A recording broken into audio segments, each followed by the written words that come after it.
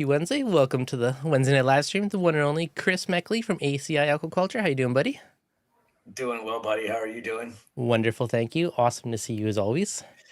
Great to see you too, man. It's been too long. Way too long, way too long. And I was just in Orlando. Now I feel bad that I didn't come and visit, but I didn't have a car or anything, so I was at the mercy of wherever I was at. So I totally understand. When you come into town, it's like, you got all this stuff to do when you're there, and then getting 45 minutes to an hour, depending on traffic, getting over to see me is not always the easiest possible thing to do. Joe Cap was supposed to come over, and he ended up not being able to make it because he had too many other things that were going on, and it just time got away from him. Yep. Next trip, I'll make it happen. It's always good. Cool. So, how's things with the farm? Anything new and exciting going on?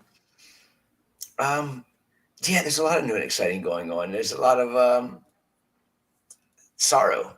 Uh-oh. What happened? Yeah. I don't know. Actually, this is the first time the reefing community is really going to hear about it. I had some issues that I don't know what was causing them, and we kind of figured out what we think it is. It's very hot and dry down here right now, pollen season. Yep.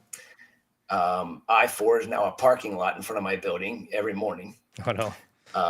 So that doesn't help with the CO2 being in open air. And then we've got this 70-acre pond being dug behind me that used to be strawberry fields.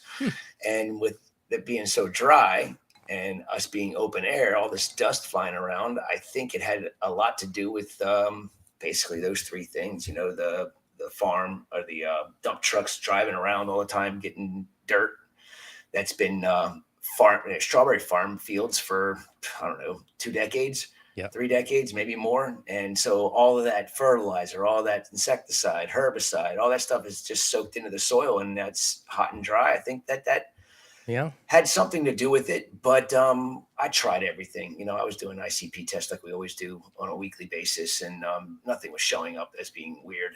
And I didn't know what else to do, so we threw Ozone on the systems. It's turning around, so things are starting to look good again. So Ozone helped it recover.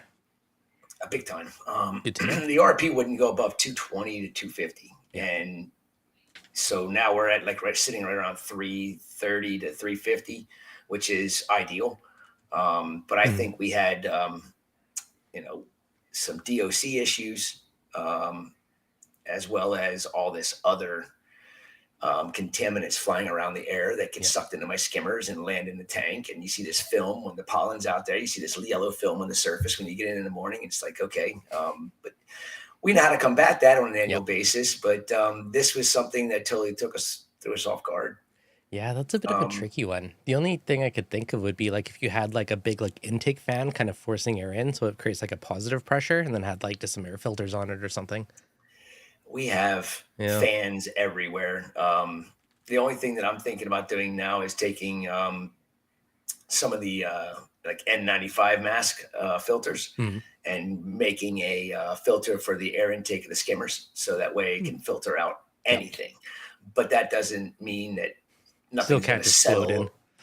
When you have 18,000 gallons of water in surface area, it's going to be tough to keep it off of that as well. But at least not allowing it to be injected directly into the water column with the skimmer will help. But Ozone was a huge, I was scared of using Ozone. I never thought Ozone was a good thing on a reef system because of what it can create, which is bromide chloride or hypobromide, which can be very toxic. It's basically like bleach. But I have that combated. We're using Ozone 6 hours a day, overnight on all the systems, and everything is starting to really turn around. It's unfortunate, though, that we had months of slow, progressive die-off and just couldn't figure it out. Now, the thing that's weird about the whole thing, this is what was blowing my mind, was all the acros didn't get affected. All the Gonioporas, the alveoporas, perfectly fine.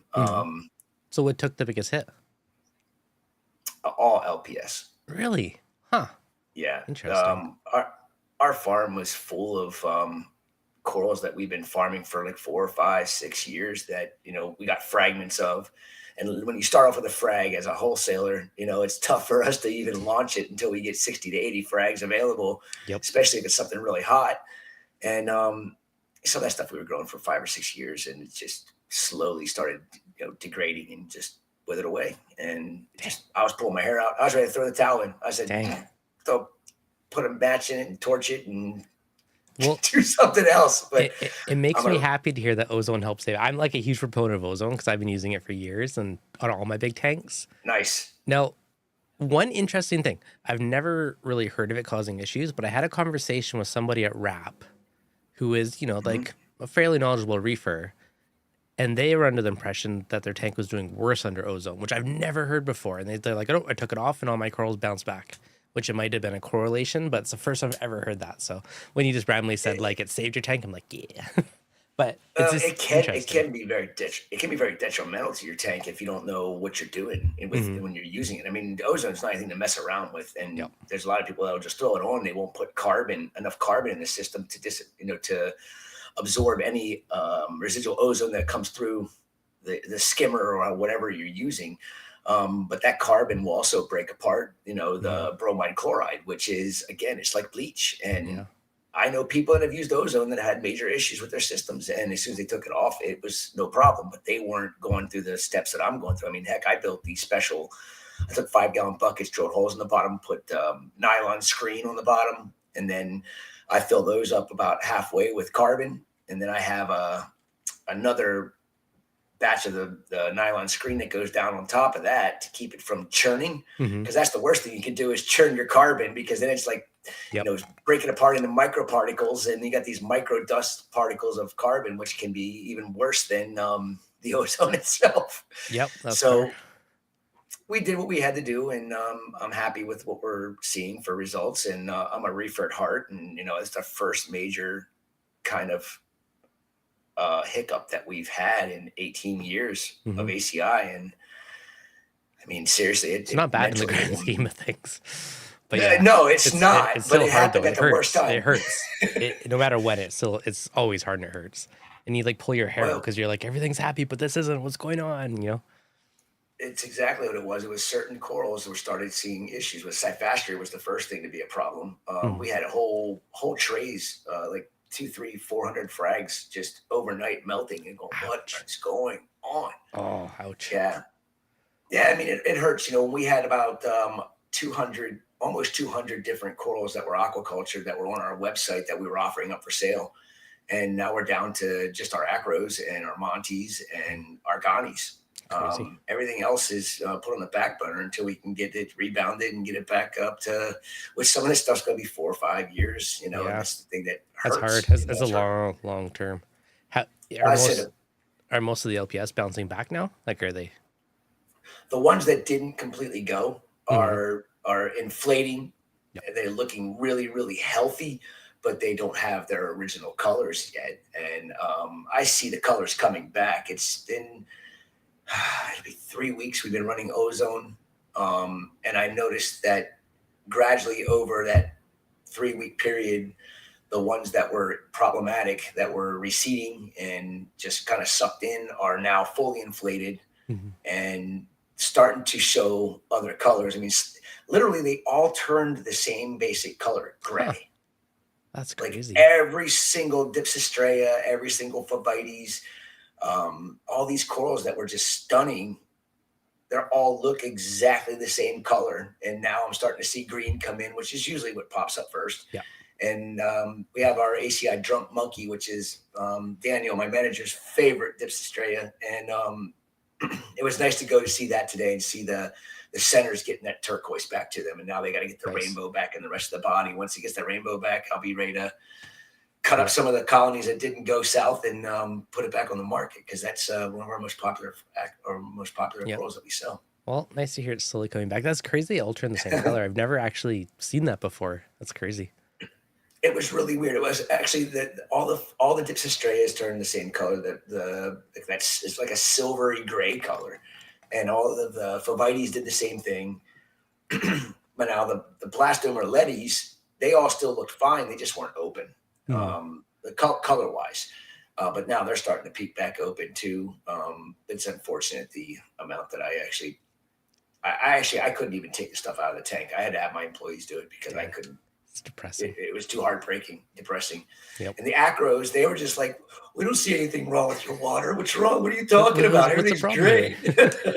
It's you know, the coral, you'd think that would be the biggest problem. And go hardiest. First was like the hardiest one out of the bunch. You know, I got to knock on some damn wood right now because that's the last thing I need to do is go in and have them looking bad. No kidding. Oh, that's crazy. Okay, a couple chat questions before I forget about them. Alex Carrera. Hey, Chris, how's the experiment with the 1,000-watt halides going? Took them down. Yeah, fair enough. Yeah, I'm gonna donate them to a the Legacy Aquarium. It's up in it's Ohio, or is it Michigan? The Legacy Aquarium. Brian, he was a big reptile guy. Was big on reefing as well. He passed away from cancer, and he had started working on this thing called the Legacy Aquarium. I don't know if you heard about it. I can't remember his last name. I'm horrible with names. I just know his first. But Chuck, the guy that was helping Brian, asked me to help out with because Brian, talked about me and talked about what ACI was all about. And of course, I couldn't say no. So I'm like, I donated a bunch of real live rock, and I also told him I'd donate 3 1,000-watt halides for this. Was it a 15-foot long tank? I said, promise me you're going to put the halides up. Just run them for 3-4 hours a day. I said the tank will thank you for it. The corals will thank you for it, and it's something that I think is necessary. LEDs work; they grow corals, no doubt. But a big system, especially a public aquarium type system, they want to have every possible tool in the shed to keep that thing healthy and happy. And I've seen too many LED public aquariums go back to halides. So, yeah. Have you? I guess, did you notice much of a difference at your facility with like the different types of lighting? Oh yeah, big time. Yeah. I mean, I use mainly halides and T5s. I do use we got like 50 coral cares in our facility. I have a couple of I don't know, it's probably a half a dozen Illumagics, and I'm a big proponent for the halide and T5s. I get better growth, get better color. When you're physically looking at the coral, and it's under the halides, you're just like, it doesn't look pretty. And then you move it underneath the royal blue LEDs, and you're just like, whoa, where the hell did that color come from? Everybody says that the LEDs will color them up better, but I don't agree with that in any way, shape, or form. They portray the color better. I don't know what color up, but they show off the color better for sure. They show it off better. So you want your corals, you want to show, or do you want to grow? And I want to grow. So that's fair. I mean, that's a different use case, right? If you're like growing it for selling it versus just home. I don't know. It's always a trade. I mean, I get stores and why they use the LEDs. It's great for displaying the corals. Plus, everybody's using LEDs, and I think that LEDs are fine for hobbyists. But when they come up with these weird issues that are happening, I can pretty much guarantee I know what the problem is. It's lack of ultraviolet and lack of infrared, but the ecosystem needs it, not necessarily the corals. Yep. Well, that's fair. Okay, another one from Alex. Have you thought about the combination of so many trace elements could have side effects over time with the water chemistry? I mean, if they're all like within the happy ranges, I don't think you have anything to worry about on that one. But yeah, I don't think there's any issues with minor and trace elements as long as they're not elevated. I mean, I'd rather have any minor and trace element depleted than elevated because, a small elevation is hundreds of percent higher, even up to thousands of percent higher than what natural seawater is. And I don't want to find out what's going to happen with that. I mean, I've had plenty of elevations in trace elements and stopped dosing that particular one for a while. And then I find out that I'm done dosing it and I find out it comes from the damn food. So if you have a high selenium level in your tank, guarantee you if you're feeding Calanus, any Calanus, it's coming from that because they absorb and it's one of the things that you utilize for growth. Good to know. Selenium. I periodically feed that, so good to know. I feed a lot of it, and that's why I had such elevated selenium levels for so long. It took me until 6 months ago to figure out that was the problem after talking to Chris Wood and him telling me Calanus is in his food for the corals. And I'm like, oh, and I feed Calanus to the fish and the corals every single day as well. So, okay, cut out the Calanus. Selenium levels went back down to normal levels in about 3 weeks. Oh, that's actually pretty quick. How often did you feed it? Was it daily or was it just like periodically? I'm a nut, man. We feed our fish and our corals a lot. I mean, don't feed the corals directly a lot. Usually only once a week, but we feed the fish 4 times a day. Yeah, that's a good chunk. It's I nice. mean, I always say fat and happy fish pick. If they're not fat and happy, they're going to pick at your corals. Each other and the corals. That's how you keep them happy, right? Like if they're hungry, they're just going to be aggressive. They're going to be scrappy. They're going to be opportunistic. If they have a nice full belly, they're going to be more docile. They're going to be more chill, which is good for your tank and your coral. And even when they're fat and happy, that doesn't mean they're not going to eat your corals. I mean, I seen it blew my mind. I watched Scopish tangs eating torches like noodles. Oh, geez. Seriously, I was like, "What is this?" I'm like, "Why are my torches dying?" All of a sudden, I'm sitting there. We have Slack Tide Tuesday, which is the day we feed, and it's a good day. We shut off all the wave pumps so that the fish can get in amongst the branches of the corals and clean them on the tiles and stuff. And if not, they don't get a chance to get in there. And I sat back and watched, and just literally it wasn't just one Scopish tang. It was a Scopish tang. It was the purple tang, the Desjardini, and the sailfin. They were just eating the tentacles like you wouldn't believe. I mean, it blew my mind that they were doing that much damage, and it was the reason why I was losing my torch corals. Well, one of the reasons why we were losing torch corals. Now there's another one that we can't figure out how to fix, and I'm starting to see it pop up on posts all the time now. And like, yeah, when somebody figures it out, let me know, because I'll gladly adopt the method of getting rid of these daggone boring worms that come in with the torch corals. Really, eh? Oh, Is it common that you see it? Oh yeah, it's I have one torch out of 56 different color morphs that were on the farm that's still alive, and I'm guessing it doesn't have these worms because it's still there. And it's been I stopped trying with torch corals from the wild for a long time. That was probably a year and a half ago, and this one torch is still doing well. It's growing. It's happy. So I'm gonna throw something out there if you want to experiment with it. At one point, I did this as an experiment where I used Prosi Pro as a dip, and within minutes, all of the bristleworms, everything, were like coming out of the rocks and dying off. And they're, kind of like a worm. I don't know if it'd work on those, but it might be worth an experiment of trying like a Prosi dip and see if it does affect the growing ones. I went even a step farther. Okay. I was using Praziquantel laced food. Okay. Like literally, I bought a whole bag of this flake food that's got Praziquantel in it, and I was target feeding the corals, and I don't think it was able to. I don't think they ingested it. The problem with the boring worms is they live inside the skeleton. So I don't know if it penetrate or not, but it might be worth a try as a dip. Like if the water makes its way in, I mean, if it kills bristleworms, it very well might work on those. Right. Oh no, I agree with you 100%. But we've tried ivermectin, we've tried levamisole, tried the fenbendazole flake didn't work, the ivermectin flake didn't work, the Praziquantel flake didn't work. And when I see a torch polyp, here's exactly, I'll tell the whole reefing community exactly what you're going to see if you have these boring worms in your torch coral. The torch will look perfectly fine, and then one day it'll stop opening as much. And most people are like, oh, he's just pissed off. Well, the next day, the mouth will be gaping wide open. And then the next day, it'll be peeling like a banana. It eats the coral from the inside out.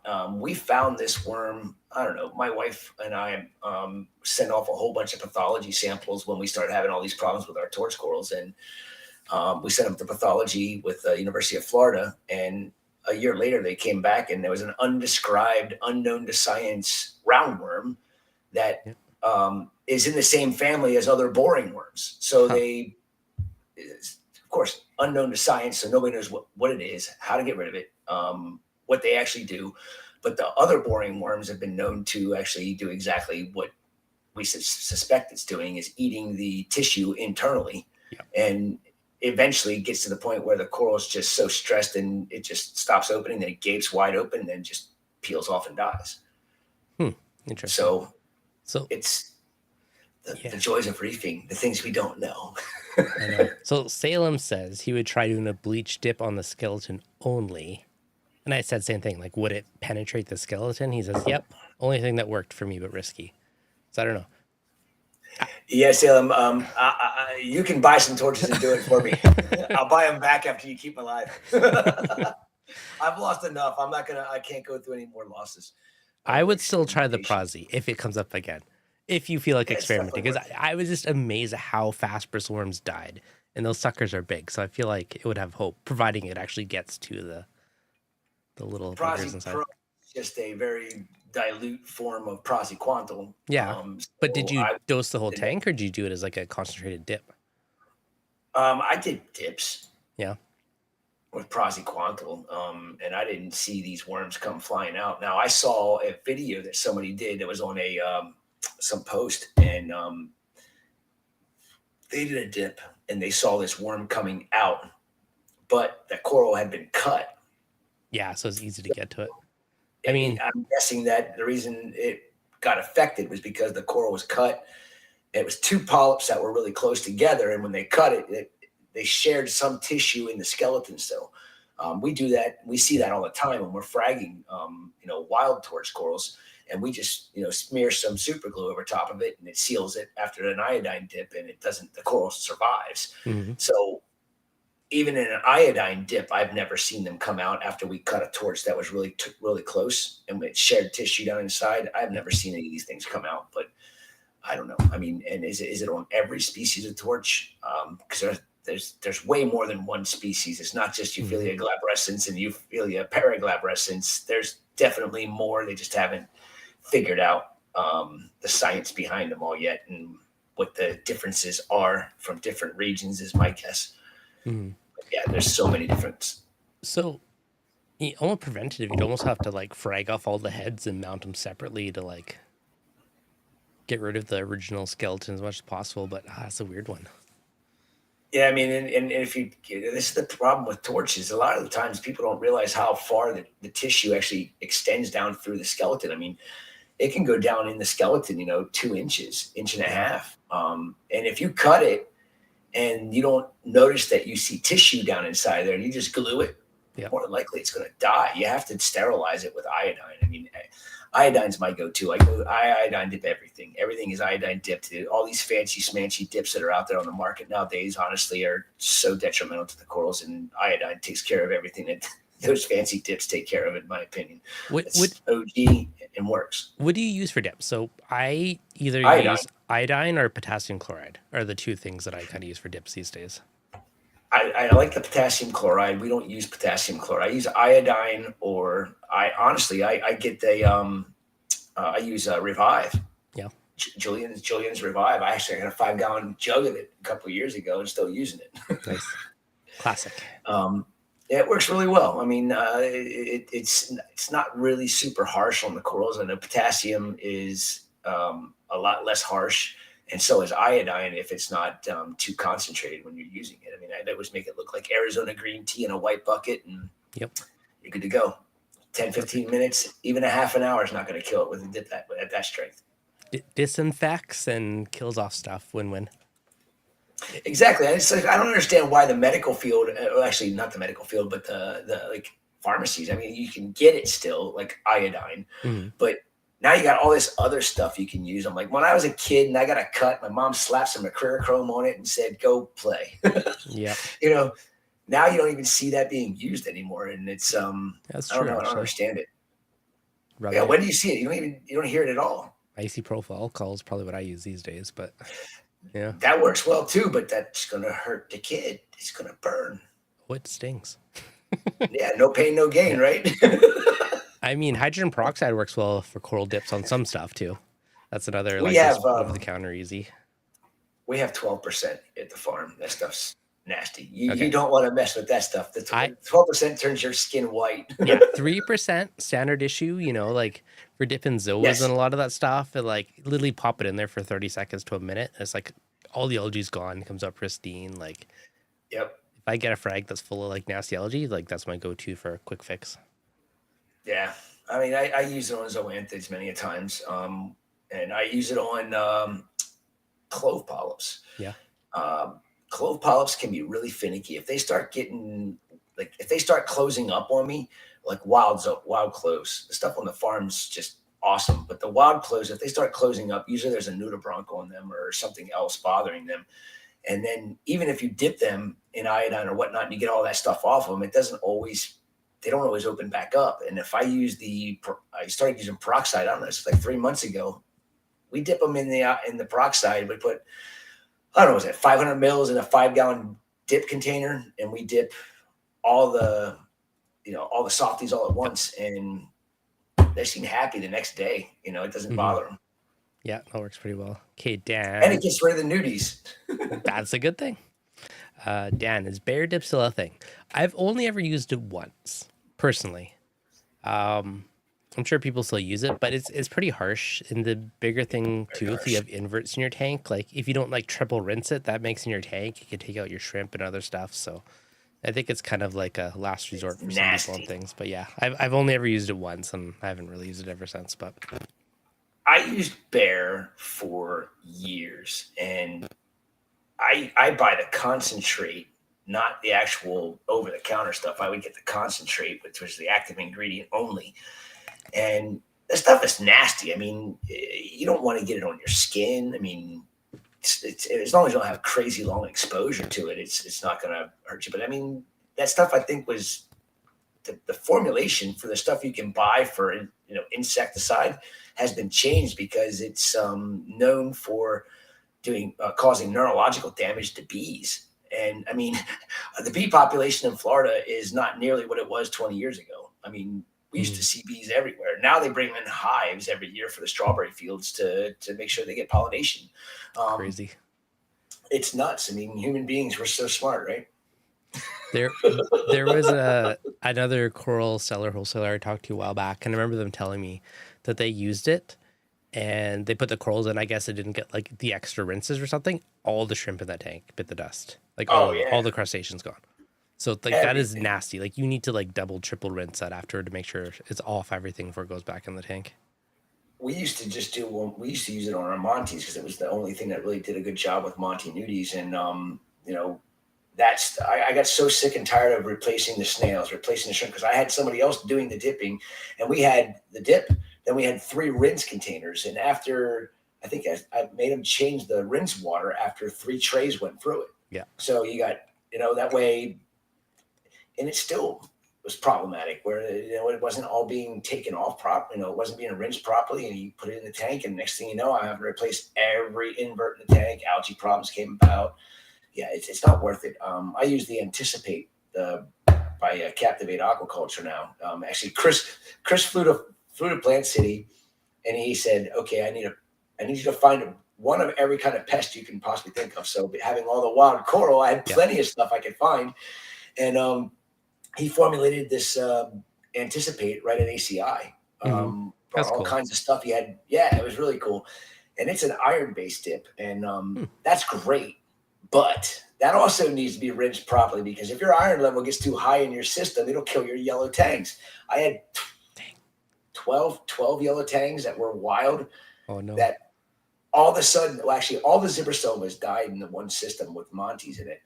And I was like, what the hell happened to all my yellow tangs? Because one day they were fine. The day we did the dip, they were all fine. The next day we came in, they were all dead. Just from elevated iron. And, oh, yeah. That's crazy. But then you do an ICP test, and iron gets dissipated so quickly. It was like, oh, it's elevated, but it's not that bad, because I got the test back, the day that the tangs died, that we noticed they were dead. I took water samples and then sent them off. I got those results back 24 hours later, and it was elevated, that but quick? It wasn't after a day, 2 days.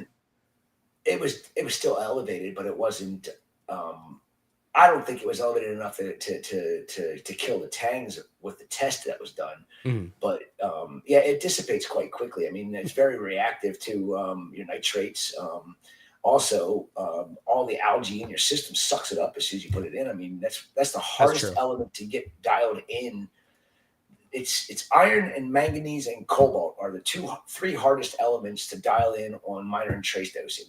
And I gave up on trying to be that perfect ionic balance of a reef tank. I achieved it for literally a month, and then I haven't been able to get back to it. So I'm just like, you know what? I'm sick of raising my dosage amounts of manganese, iron, and cobalt all the time. Every month I'm changing my formulation and adding more and more to the concoction, and I'm like, done. I know it's going in the tank. I dose it 24 hours a day.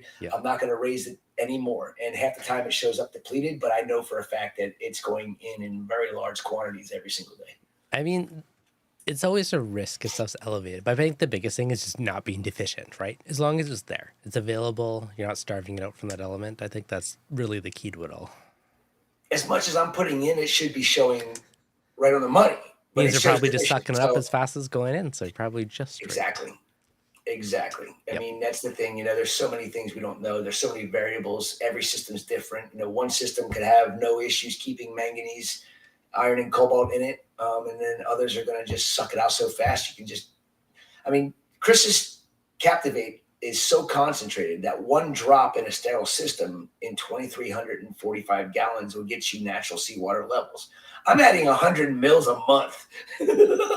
So what is that? 20. Yeah, that's 20. That's it's 2,000 drops a month to keep my levels, close to what they're supposed to be. Yeah, that's a good chunk. It's a good chunk. But that's the thing. It's every system's different, and that's what I always try to tell everybody when they're asking me advice on how to do minor and trace dosing. I'm like, I can't really help you.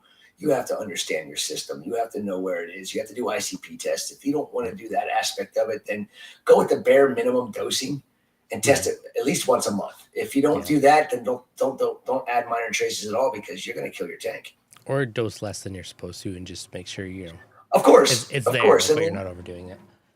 Well, that's the thing. Jake Adams and I had a lot of conversations about this. And he was loving that I was trying to get it dialed in, and I wish he'd have been here to even see. Actually, no, he was still alive when I got it dialed in. And then when I told him I was chasing it again, he's like, just stop. Just leave it alone. Just mix your concoction up and stop trying to chase those numbers. I'm like, you're right, dude. I'm like, I know it's going in. The tanks look great, but it's hard for you though if you're constantly like, if stuff's going in and out, like your levels are in flux, right? It's not like stuff's consistent. Like it's growing, you're selling, stuff's coming out, new stuff's going in. Like it's with the farm, you kind of got to be up on it to a certain extent.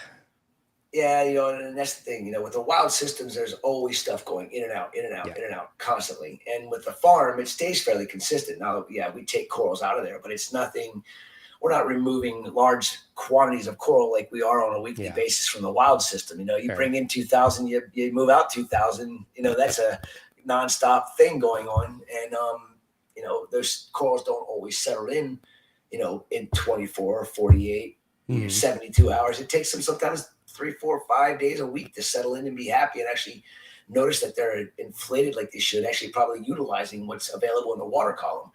Where the stuff in the farm, it's consistent, and it's, what they're utilizing it. So I say to anybody that has a reef aquarium, if you want to do minor and trace dosing, once you get levels that are showing that they're, and for the most part, not deficient, but say present, but not necessarily where they need to be. Available. Stop. Just stop. They're available, and if you're consistently dosing 24/7 like we do, you're putting the stuff in every single day. And, the system's just utilizing it as it can. And hell, people grew cores before minor and trace elements were being dosed in the systems. I get that. I did a lot of growing without having minor and traces. I just see the benefits of the minor and traces. That's why, as a coral farmer, I need to do what I can to get the best production out of my farm as I possibly can. As a hobbyist, it will definitely benefit a hobbyist by showing better polyp extension on this species and that species, and colors are going to be better on certain corals. But there's also a fine line that you don't want to cross. And when you cross that line, that's when you say, oh, shit. All my minor and trace dosing was cheap, but I just killed $5,000 of the coral. Yeah. It's funny, after being this so long, I kind of alternate between like, one part of me is like, you could keep it so much simpler, back like in the day versus the high tech ways now. And I bounce back and forth my mind of which way is the better way to go. But, endless battle. Hey, always learning. That's the fun of it. Okay, couple chat questions before I forget about it. Okay, Zach, have you had to battle pathogenic bacteria before, like Vibrio and Acropora? If so, how did you cure it? I have not, that I know of. Usually when you have something like that hitting a system, your acros, the majority of them are going to be problematic. I run UV sterilizers, so I think that we probably keep that down to a minimum. I've done aquabiomic testing and I've seen Vibrio in our systems, but it's never been anything of high levels that were, pathogenic per se. Do they cause problems? Sure, I'm sure it caused problems with some of the acros. Why'd this one die overnight? I don't know. It was happy yesterday. Is that what caused it? Very good and possible. This is the thing that I think that everybody needs to understand about bacteria. We don't know enough about it. We can speculate, but the variables that are involved with what causes a pathogenic bacteria to be a problem is a lot of scientific research that I don't have the funding to do. And a lot of institutes. Yeah, I mean, it's a shame that, the ocean is such a vast, huge place and we know nothing about it. When you break it all down, we know literally very little about what is good and what is bad in the ocean. In our systems, we're going to see a lot of things that might not even be a problem in the ocean. Yeah. But because of what is involved with figuring out all of that with all the variables, I mean, you have to have, to do a scientific study on something like the pathogenic bacteria, multiple versions of it, and is replicable, and minimum of 10 systems that are replicated identically. And honestly, that's impossible to replicate identically. It's impossible. You cannot get identical. There's variables that are going to be involved with each system that are different from every single one of them. So it's a really hard study to do. And then the cost that's involved with it. I mean, you need to have the government on your side giving you grants to fund it, because it's not going to be easy for somebody to do unless you're independently wealthy and you got $100 million in the bank. Pretty much. All right, Alex, interesting question. What would be the hardest to keep Aquapora in your opinion? Let's talk livestock.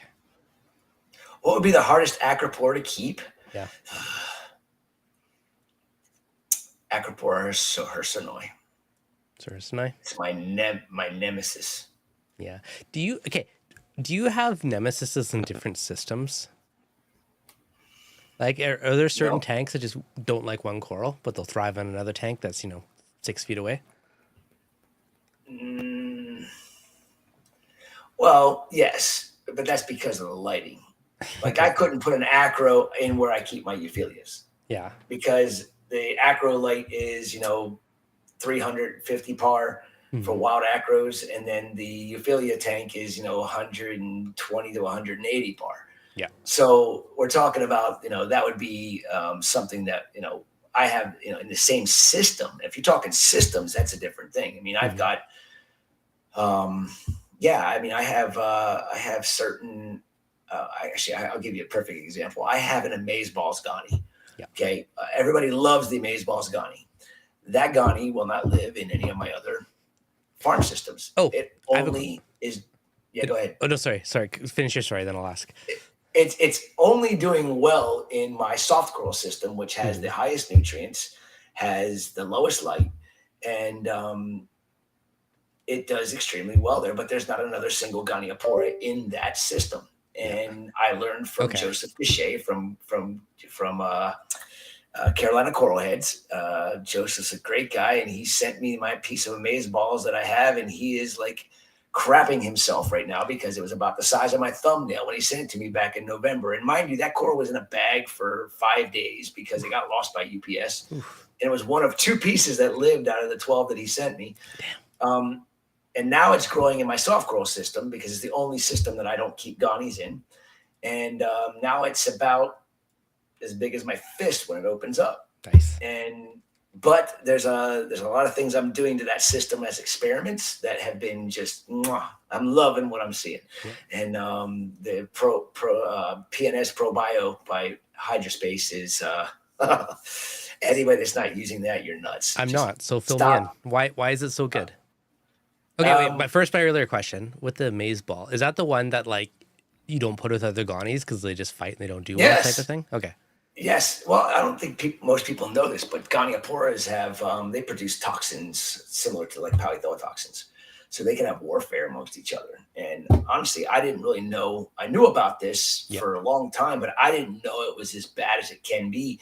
And I think it's part of the reason why there's a lot of Gonioporas that I throw on the farm that other Gonioporas were established on the farm, and this one perfectly happy, healthy, doing great for a few months, and then just shit the bed. Huh. See, I've heard like a lot of anecdotal stuff about just don't mix that with other Gonies. And I have like 25 Gonies in the tank beside me. So I'm always like, it's too risky. It's too expensive to add it. Yeah. I don't have one, but I have like 25-ish other Gonies in there. Yeah, I mean, that's the thing that I find really odd is I've got some Gonies that, I've got Gonies we've had for, 5, 6, 10 years. And they're with other Gonies and there's no issues. The Amazeballs, I was told this after my 12th frag died. Mm-hmm. I mean, I've gone through, I wanted that coral so bad because I have a little bit of an infatuation with Gonies there for a long time. I think at one point we had over 100 different kinds of color morphs in Gonia. And Amazeballs was my nemesis. I couldn't keep it alive. Like it would do great for like 2, 3, 4 months, but never grow, never be fully polyped out. And Joseph says, dude, you got to keep it away from other Gonies. And I'm like, what are you talking about? I'm like, that's ridiculous. So he sends it to me. He's like, dude, don't put it with other Gonies. I'm like, well, where am I going to put it? There's Gonies in every tank. I'm like, oh, wait, the Salty system doesn't have Gonies in it. So I threw it in there from day one. And then literally it's turned into like a fist. It's huge. And it is so intense in color. And I'm cooking it with a 400 watt metal halide as well as some Reef Bright accents. And I give it PNS bacteria every single day. Okay, next conversation. So PNS, why is it amazing? Yes. I've never used it. I've seen it. I've thought about it. But I just haven't never bought it. So why do you love it? And there was a question in the chat about it a while ago. Well, I had I met Ken out at the Reef Builder studio when I was out there the first time with Jake. And I was like, dude, you guys got something great going on with all this different bacteria that he was talking about how he was doing all this stuff with bacteria. And I think it's extremely important because it's kind of a new frontier for the industry. And I think we're going to learn a lot from it.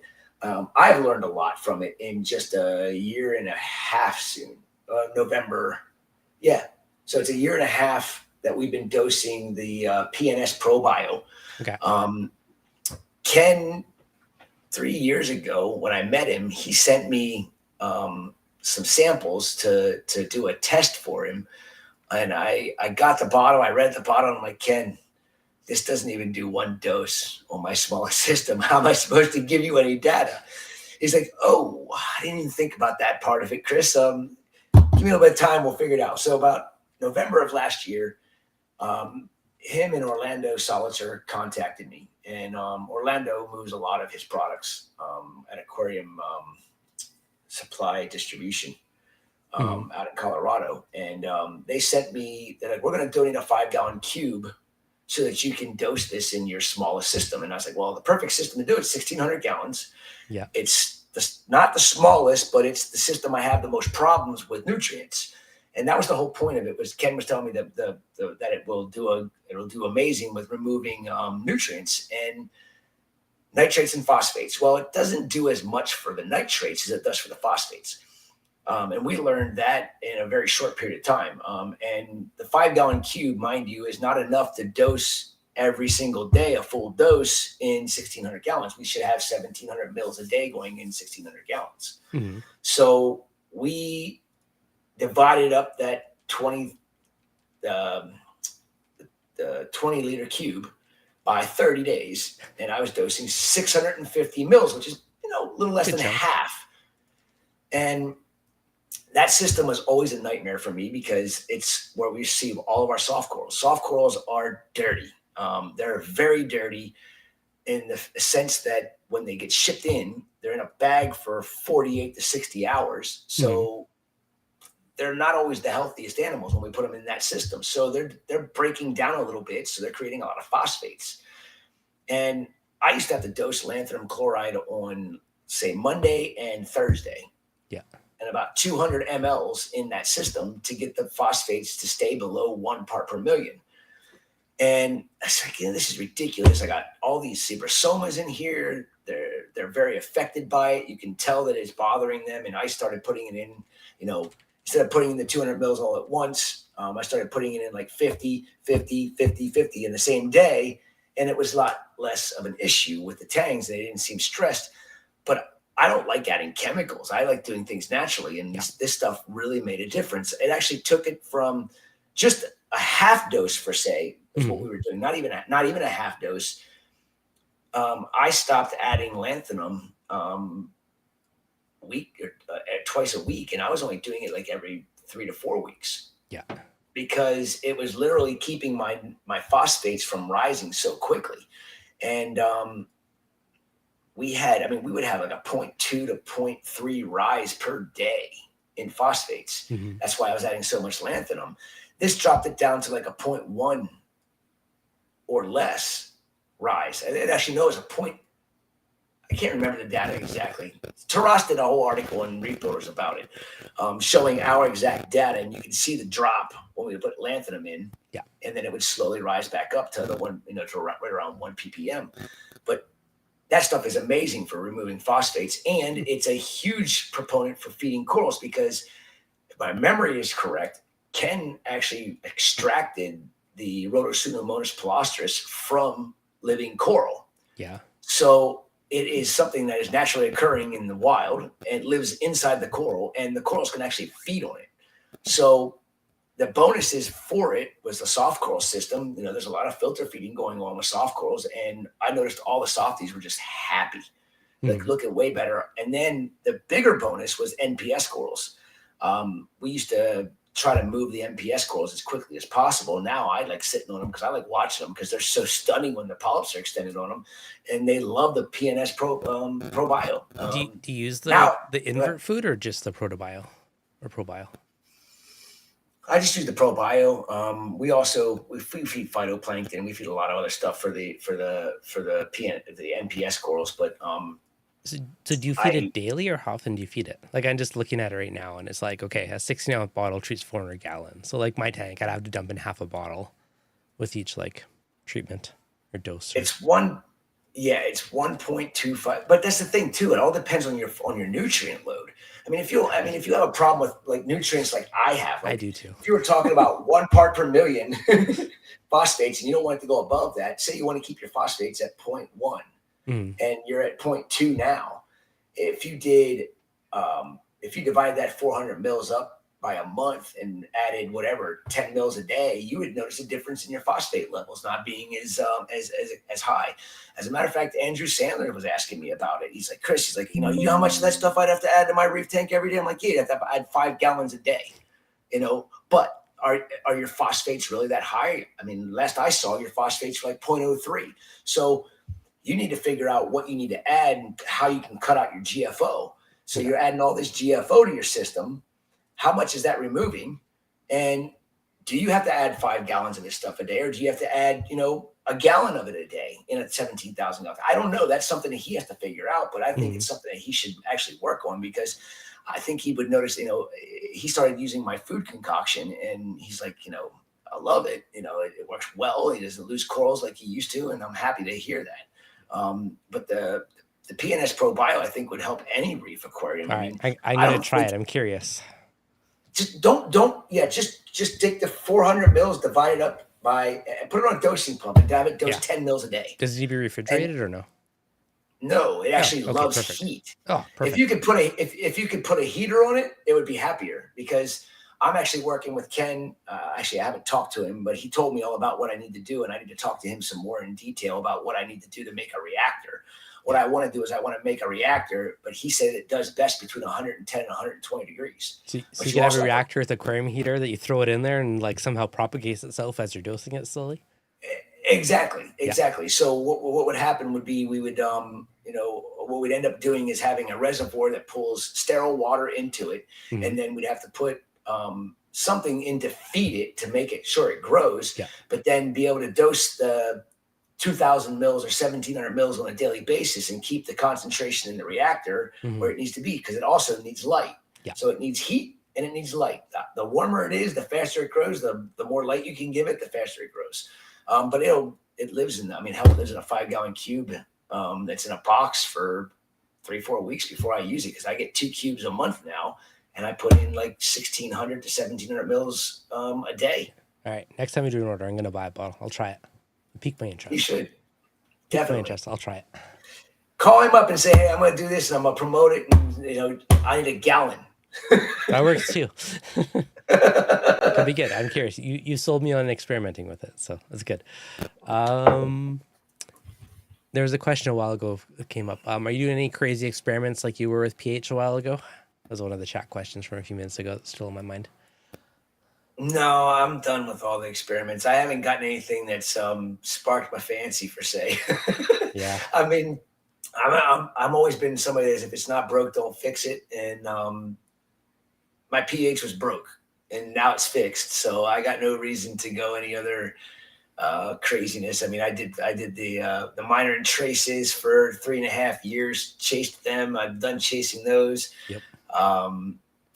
Yeah, I mean, I really don't have anything crazy that I'm working on right now. I really need to get the time to sit down and figure out how to get rid of these stupid boring worms that come in on these, euphyllias. But that's a lot of work. It costs a lot to do too. I mean, there's so much involved with all that we'll figure it out one day. Somebody will figure it out. Mm-hmm. Nope. Andrew. He's got the funds and he's got the ability. I'm sure he knows all about them. I filled him in with all that. He asked me about them too. So maybe he'll figure it out too. I don't know. My only holdup is like, how hard is it for the water to penetrate the skeleton? Like, is it porous enough that it will suck into it after a while, or how long does it take? That's what I'm wondering. I'm wondering if you keep a low dose of praziquantel in a quarantine system for like a month, is it going to get in there? Is it going to kill the things? Or is it like, an 8-hour dip? Like, what does it take for it to get in there? Oh no, an 8-hour dip don't work. I tried it. Yeah. It doesn't work. Right. I mean, multiple 8-hour dips. I'm debating whether or not I should just take a small, real tiny drill bit. Just make a tiny hole in the base. Just drill little holes into it. It's not going to kill the coral unless you leave it exposed too long. It'll probably work. I mean, you could just strike off the base, and then it could suck up the bottom. Then you just reglue it once you're done. Yeah, I mean, it could. But then what happens to that dying worm that's inside the damn coral? Is it going to decay and kill the coral anyhow? I mean, better than drilling through it eventually and demising it. I don't know. Experiments. Well, we had some torches that we had seen that were problematic, and we had them in Z-Fix, and you could see the boring holes in the side of the coral. I'm like, oh, look at that. Should I shoot some prazi into that hole? Yes. You know what? I'll do it. I'll let you know what happens. Okay. I'm very curious. This is just my theory, but I think there's hope.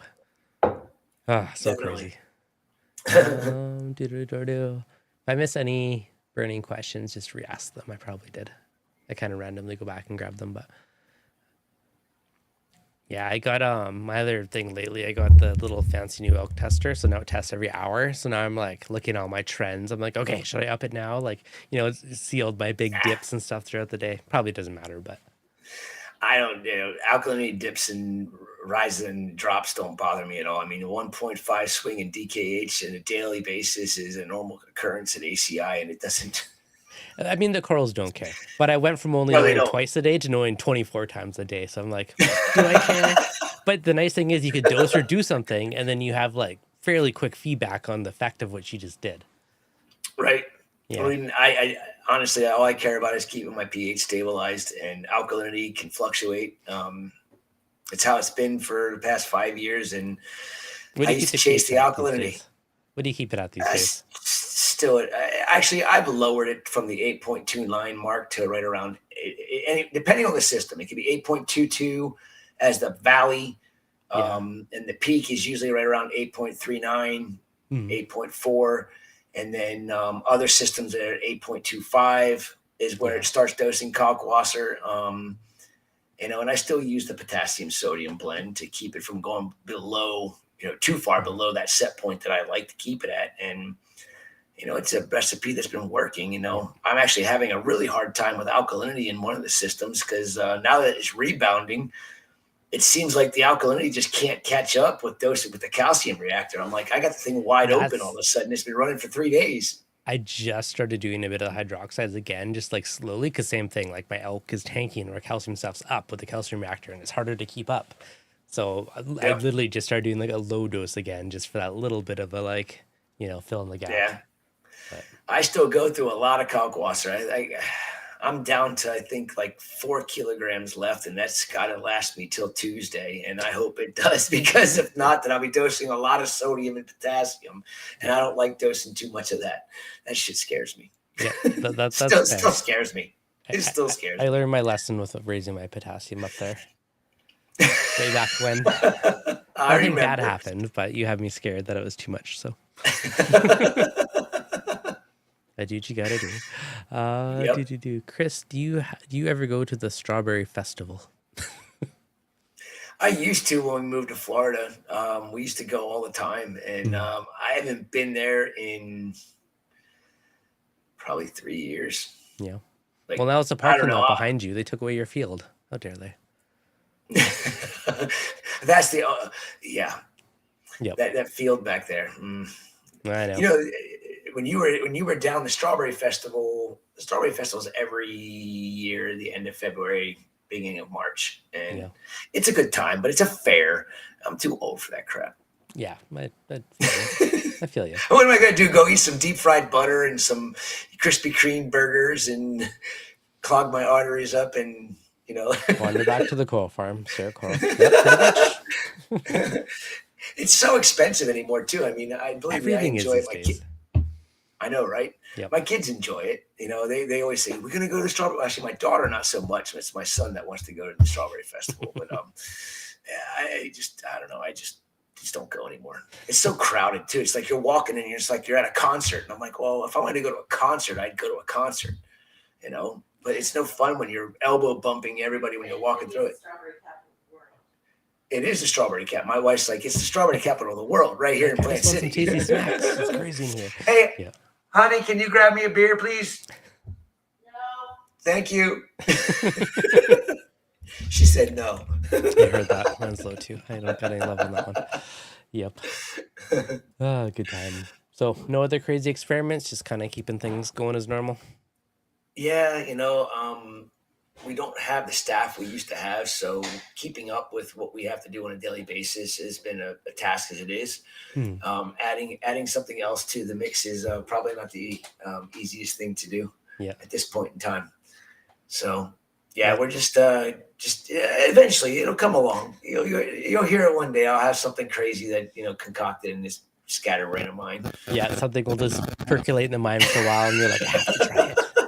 Well, I got to try the PNS bacteria now because now I'm curious to see if I notice a difference. That's probably the newest thing that we've been doing. It's the PNS bacteria has been great. I mean, and I wouldn't have done it if it wouldn't have been for Ken wanting data and wanting to see what the stuff is capable of doing. And we gave him a year and 2 months worth of data. And Taras, you ever meet Taras?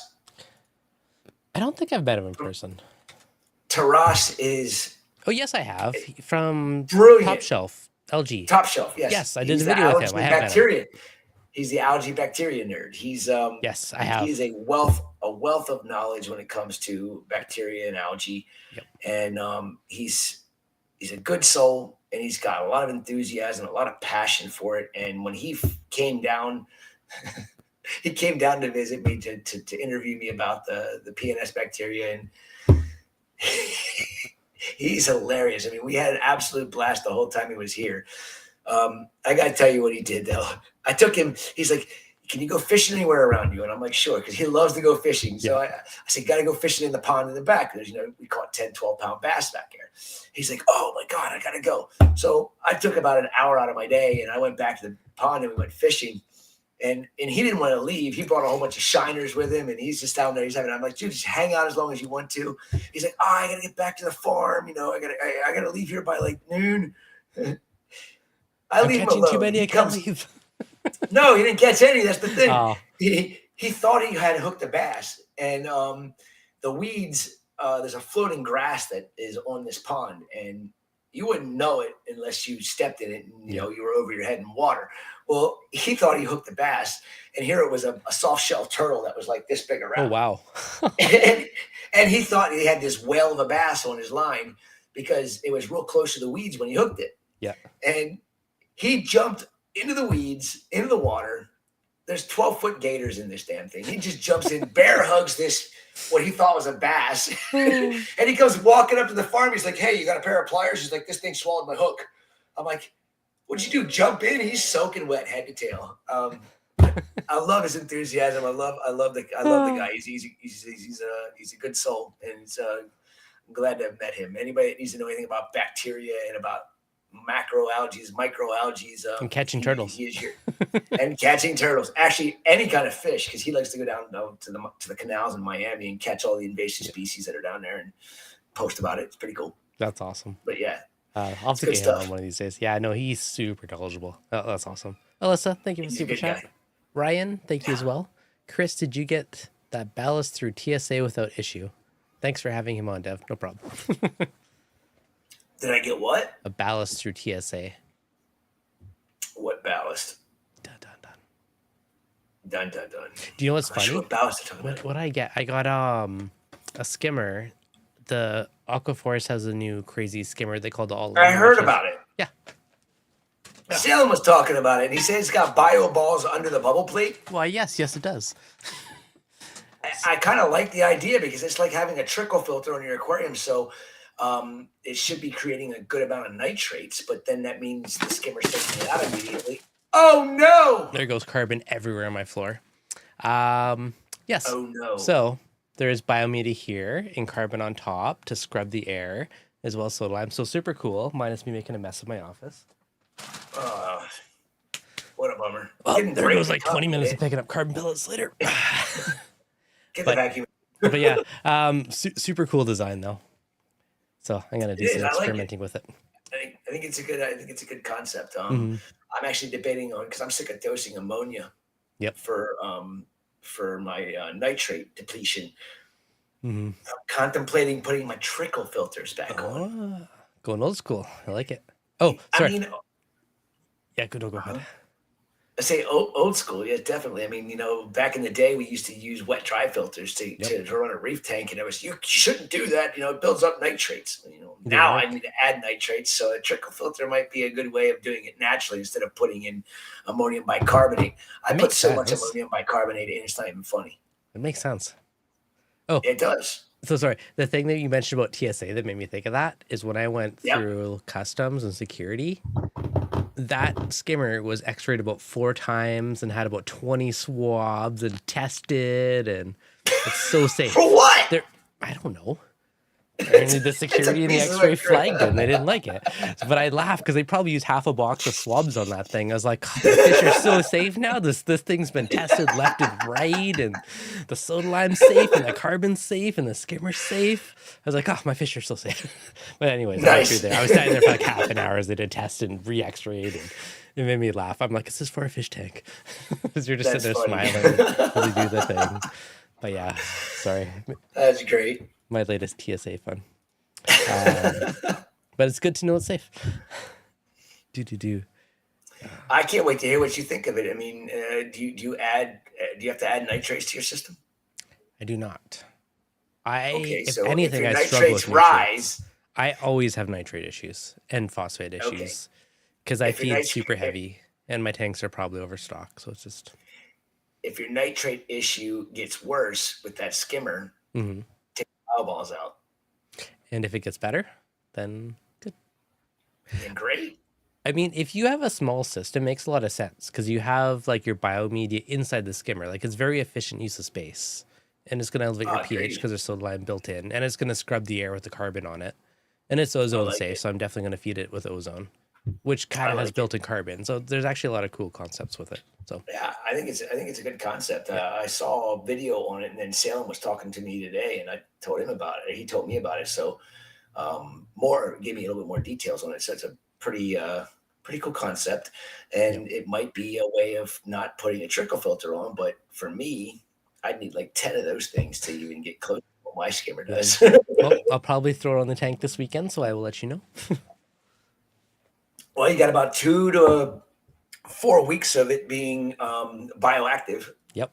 So unless you seed it with some inoculate, and then you'll be good to go in about 5 days. In theory, those rocks that are in there already have bacteria on it. Then again, it's been living in my office plus transport and Who knows? So it might still be live, might not be. Might have dried out by now. I mean, bacteria is definitely very resilient, but I'll just for it to have some PNS on it and fire it up. There you go. That works. There's a couple different PNSs just to make sure you get the Pseudomonas palustris. The Probio is the one that we're using. Okay. Now there's 3 PNSs, and I'm actually curious as to what would happen if we were putting all 3 of them in the system. What would happen to the phosphate level? Would that be even better? Mm-hmm. But one step at a time. Slow and steady wins the race. I'm not going to try and reinvent anything right now. Just get as much data. We're going to get another year's worth of data with full dose on this system just to show off exactly what. Actually, since we've been doing the full dose on the system with the PNS, I'm dosing lanthanum about every 6 to 8 weeks versus twice a week. So it's better. If that says anything, and no more nasty chemicals, no more GFO, no more aluminum oxide. I mean, if we can eliminate all of those things from our reefing experience, the better. I mean, GFO is not cheap. This isn't cheap, but this, with using the PNS, you don't have to worry about your alkalinity being suppressed, along with trying to remove phosphates. Mm-hmm. So when you're dosing or when you're using GFO, you're chasing your alkalinity even more. So this eliminates the chasing of the alkalinity and eliminates the expense of the GFO. Yep. So it might balance or get close to balancing. And honestly, if I'm feeding my corals at the same time, it's a bonus. Yep. Agreed. Okay. Squish missile. Seems like every time I dose lanthanum, I have fish deaths. Any tips? Wrasses. Drip it. Yes. Some things it binds the phosphates in super tiny particles, and it can get stuck in some fish's gills. So either dose it into your skimmer or dose it into like a 5 micron filter sock, or into a filter roller, but do something 1 like that micron filter sock. 1 micron. It clogs up fast and it sucks. We have for the spawning system when we were doing it, we had 0.5 micron filter socks, because we wanted to filter out ciliates, because ciliates eat the eggs before they're even a chance to turn into larvae. But yeah, the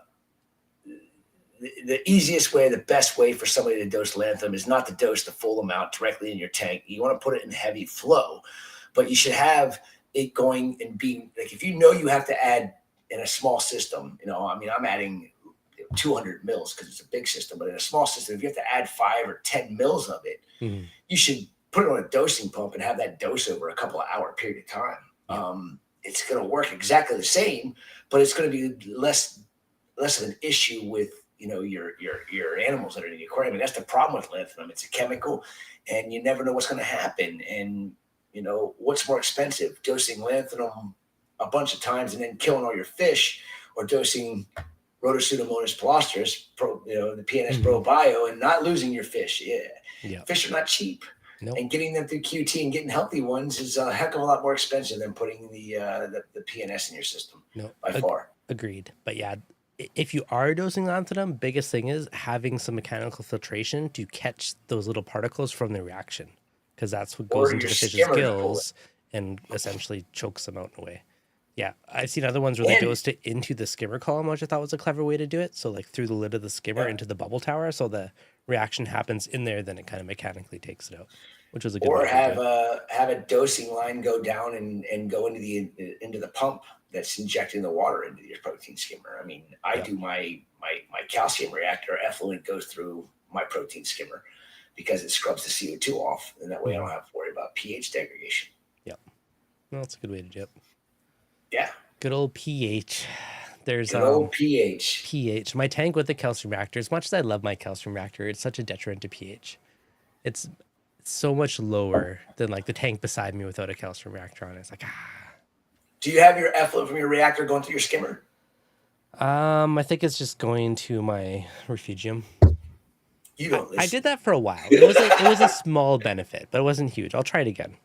So the tank beside me that's just dosed is 8.2 to 8.36 in the last 24 hours. And my other tank is like, what is it? 7.8 to 8.17 for the last 24 hours.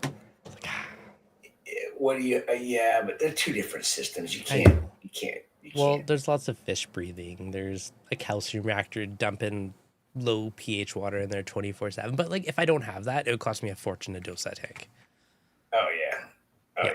I mean, calcium reactors are key. I mean, I don't understand why everybody's so afraid of a calcium reactor. It's the cheapest way to keep your alkalinity stabilized in the aquarium. I mean, it's nothing cheaper than a calcium reactor.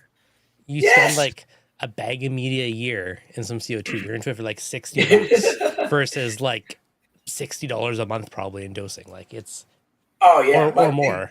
Yeah. My 4,500 gallon system has a Reef Octopus CR350 Pro, which is the big boy. It's like this big around.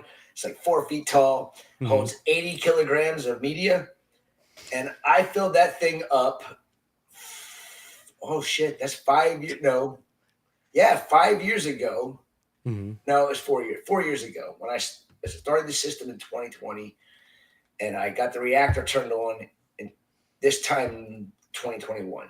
Yep. It's been 4 years and I still have not changed the media out 80 kilograms. Oh yeah. It's so cheap. I mean it's down to like this much. Like I got to change it now because that's the one that I'm chasing my alkalinity on right now. I've got it's dirty. 4 years of all the dirt and grime going through it. It does, but like mine's 8 inches by 16 inches. And like maybe every year and a half, like as it drops down, I'll just rinse it out and I'll dump in more media on top of it and then plug it back in. You're good to go again. Like it's just so economical. I think I've gone through 4, maybe 5 20-pound bottles of CO2 since I've had that thing on. So that's like what for me, I get it for it's $100 plus the media, $300. So in 4 years, it's cost me $300 to dose alkalinity in my system. It's like no brainer. It's a no brainer. I mean, and I think we put in it's 400 about a kilogram of kalkwasser a week. Yeah, that's a good chunk. And so, but that's cheap. Times that by it's $1,000. Maybe $1,100 a year to keep my system going. Cheap. And 4,500 gallons. I mean, yeah. I know people that have 300-gallon tanks that spend way more than $1,100 a year keeping their alkalinity stabilized because they chase their alkalinity and they don't chase their pH. I should probably just fix my calc reactor one day. I had a leak and I pulled it off like months ago. And I just haven't bought a tuba weld on to like put a bead around it and just fix it. Are you the definition of Lars? Yes and no. Man, if something breaks in there for me, I don't stop until that shit's fixed. I'm not going to let it go. I was once that way, and then I had a toddler, and then my free time is gone. One day I'll get back there. But it's like, if stuff's automated and I can tweak it, just like look at a graph, like, I'll tweak that up and down. Like, I'll do that all the time. I'll lay in bed and fix stuff from my phone.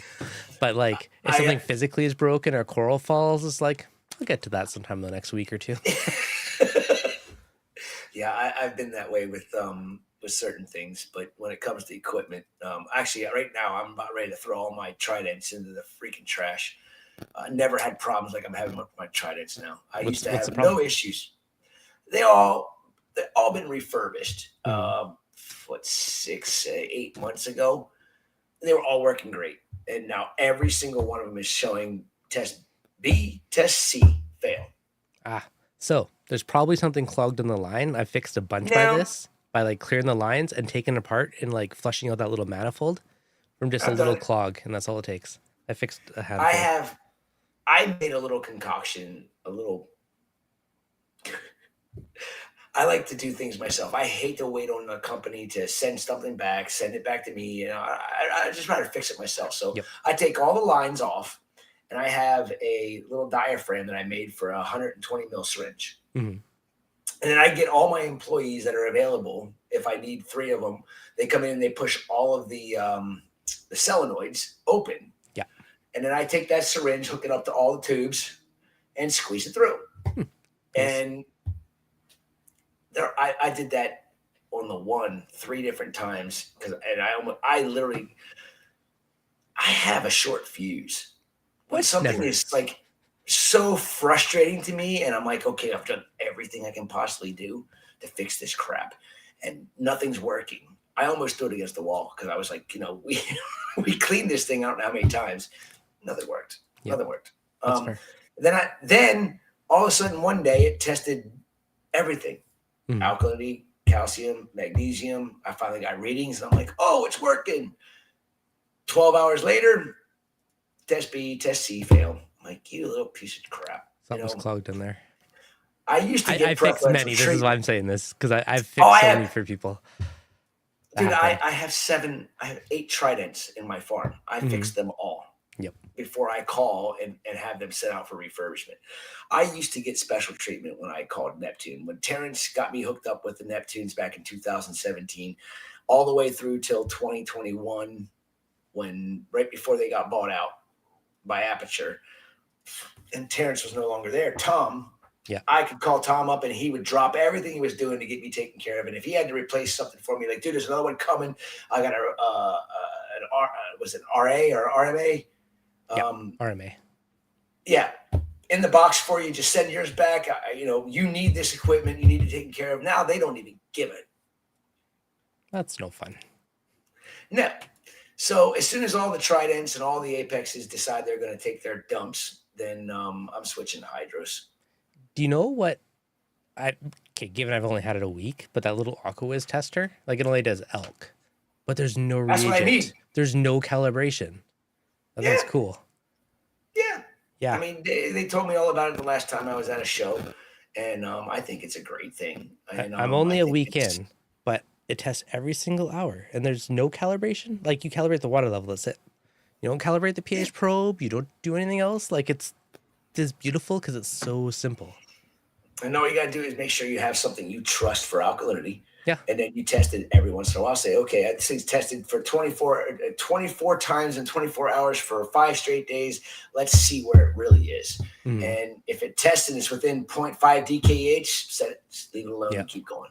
Yeah. So I still have to try, and there's this 1 test a day of everything and the second elk test. And then I just use that for spot checks. Yep. It's within like 0.1. Yep. Everything's happy. Yep. Yep. It's good. No reagent's masterpiece. Yeah, it intrigued me because of no reagent. And then once I had it, I was like, it's so simple. You don't even calibrate the pH probe. Like, they did a fantastic job on designing that thing. Yeah. Dave at CoralView has been working on the hydros for a long time. And I think he's going to have an amazing group of products for everybody's needs. And for mine, all I really care about is the pH probe being able to be dialed in and accurate, having the energy bar to be able to test my alkalinity and have my calcium reactor go on or go off. That's all I care about. I don't want all this other fancy. You could just use a Milwaukee controller for that and call it a day. No, a single calcium reactor controller. No, I use the Milwaukee pH probe. That's actually plugged into the Apex energy bar. So when the Trident tests, it does what it kicks it on or kicks it off. But I don't know. I mean, dialing in the effluent of a calcium reactor is going to fluctuate so much depending on the time of year for me. I don't want to have to deal with that. I'd rather just have it come on, kick off in 6 hours, be done, get happy. That's fair. So I have one hydro set up on my soft coral system, and I'm happy with what I see from it. It's taken me a while to be happy with it, with the pH probes, because I couldn't get those damn things to calibrate properly. But now I got them calibrated, and I haven't calibrated them in like 3 months, and they're still pretty much reading what my Milwaukee handheld reads. So I'm just gonna leave it alone. Don't touch it. Let it be. You're happy. Exactly. Set it and forget it, and just check it every week. Perfect. That's awesome. Okay, I do got to wrap her up soon because I have the family background. But let me know if there's any last burning questions in the chat.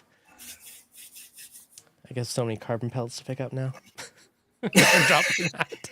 You get the dust buster out. Yeah, I know. It's probably easier. Just suck it up and buy a new bag of carbon. Suck it up and buy a new bag of carbon. Yeah, that's probably the play. Just save you the mental anguish.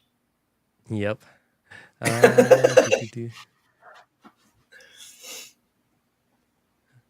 Jake's tort is doing great. Thank you, Chris. Is that Alyssa? Yep. Alicia, how are you? I met her in Orlando for the first time in person. She's amazing. I'm like, she is. I get off the plane. I'm like out there gonna get an Uber. I'll here.